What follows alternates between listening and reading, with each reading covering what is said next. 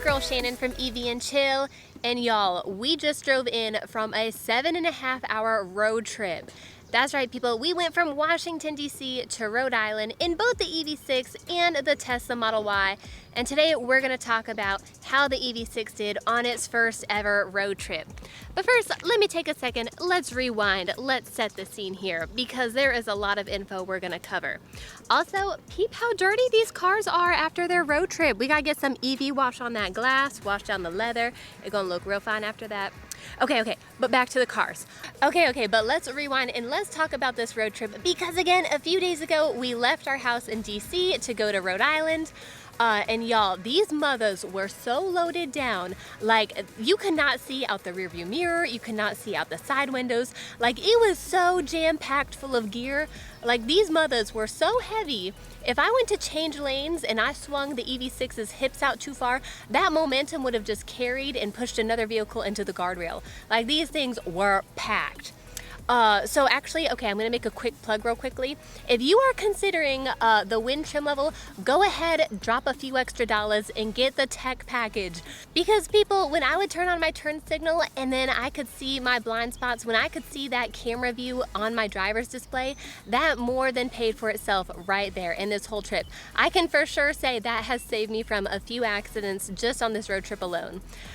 So yeah, that's how packed these vehicles were, and get yourself the tech package if you're considering the wind trim level. So let's jump in, let's talk about how the EV6 did with efficiency, comfortability. We're gonna touch upon maybe a few, and I don't wanna say issues, but a few things that I may have noticed about the EV6, given the fact that my booty was in this seat for a very long time. But again, we had the green lantern, we had red light district, we had our vehicles loaded down. And we're not necessarily strangers to taking road trips. If you've been with our channel for a while, you know that we've taken our Teslas on road trips across the country. We started with our Model 3, now we've taken the Tesla Model Y on a lot of road trips. I mean, we've had no issues traveling in our Tesla because we fully trust the car, the tech, the charging infrastructure. I mean, it's all there. We just have a lot of confidence in traveling in our Teslas. But this was our first road trip ever in a non-Tesla. And I'm not gonna say I was nervous, but y'all, I had some anxiety about it. And you probably know that we have owned a lot of non-Tesla EVs, but even then, we probably only took those vehicles on like 3.5-hour road trips away from our house. And even during those road trips, we would still sometimes encounter charging issues, issues that wouldn't instill a lot of confidence in me taking it further away from the house than that. Really, it kind of induced a lot of range anxiety. So needless to say, I was super anxious and very stressed out about taking the EV6 on a 400+ mile journey. But I have to say, long story short, this vehicle surprised me. It outperformed my expectations. I have been very, very impressed with this vehicle. I mean, honestly, this vehicle, it performed pretty admirably. Now, I'm not trying to like oversell the EV6. I'm gonna have to like walk this back in a second because there were a few things that didn't go as seamlessly as I would have hoped. But let's go ahead and first let's talk about that efficiency. So we went into this road trip super prepared. Day uno, we already knew where we needed to stop to charge the EV6 and the Tesla Model Y. And we started off our road trip by topping off the tanks of each of these vehicles. Now the EV6, now Kia states it has a stated range of 274 miles. For me, when I got in that morning, the car's guesstimator said 285 miles.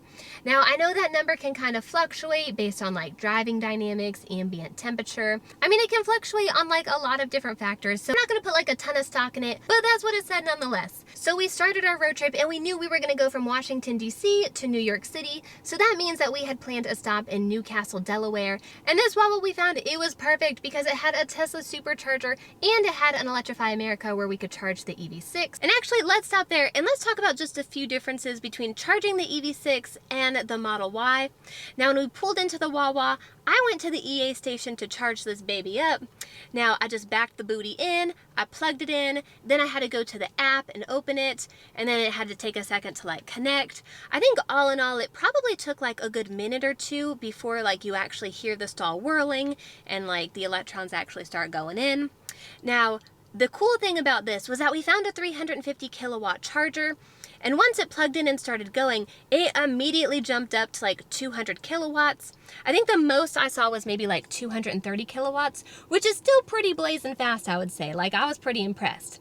Now, if we were to compare it contrastly to the Tesla's charging experience, and my husband was driving that vehicle, now he just backed into the supercharger, like pulled out the charging cable, the port door opened, and then it started charging immediately. He didn't have to go to an app. It didn't like take a minute or two to connect.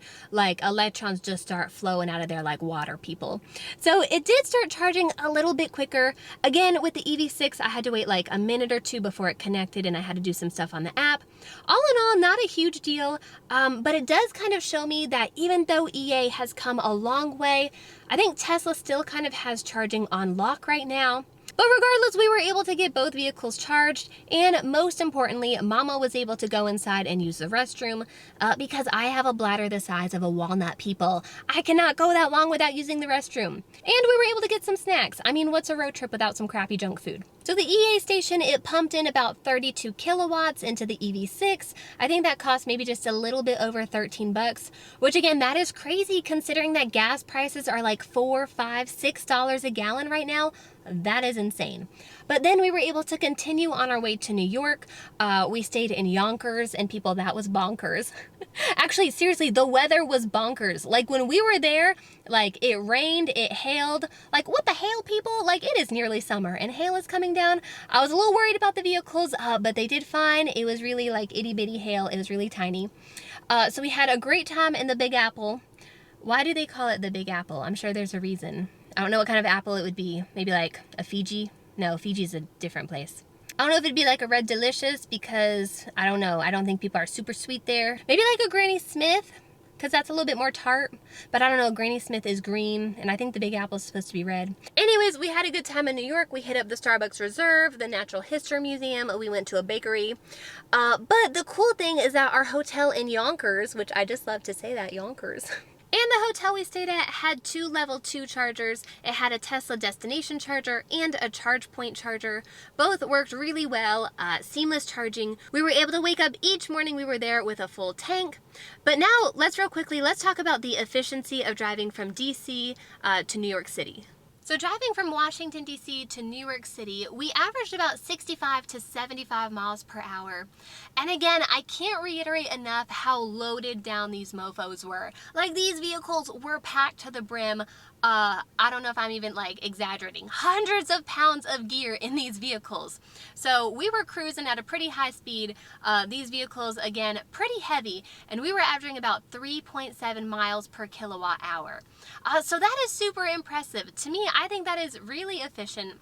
I was really surprised at that number there. Then driving from New York City to Rhode Island, we had like 2 hours of our road trip left. So I'm not gonna say we were speeding, but we were using the speed limit more as a recommendation.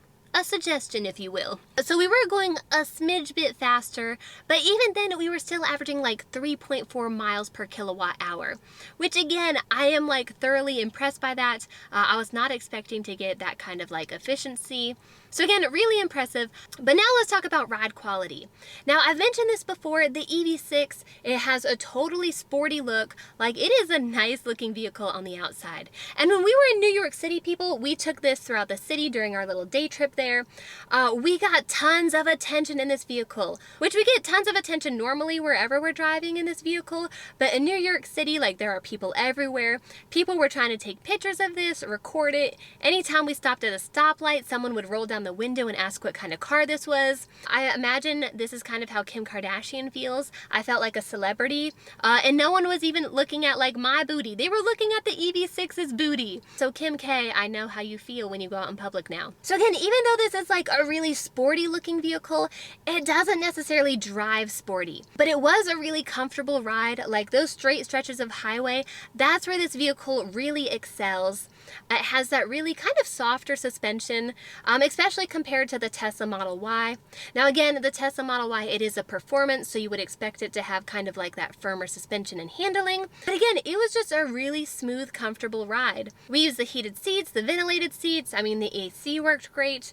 I have to say, I really love the curved screen here. Now, I know this is just like a minor touch, but driving and looking at the screen for hours on end, the fact that it has that slight curve, especially coming from the Hyundai Ioniq 5, where it just had that straight screen. The screens are similar with the dual screens, but the Ioniq 5 just has that straight screen going across. That curve just adds like a little bit of extra touch for me. I just really like that. Okay, but again, it's super comfortable. Now let's talk about kind of those like issues I was talking about. And again, I don't want to say they're like issues, but more just like things I noticed. Now, I did try to use the onboard nav that comes with the Kia. I put in the effort, people. I really wanted to use it. However, I just found it to be kind of frustrating because I feel like it wasn't really intuitive. I just didn't find it to be like the most user-friendly thing ever.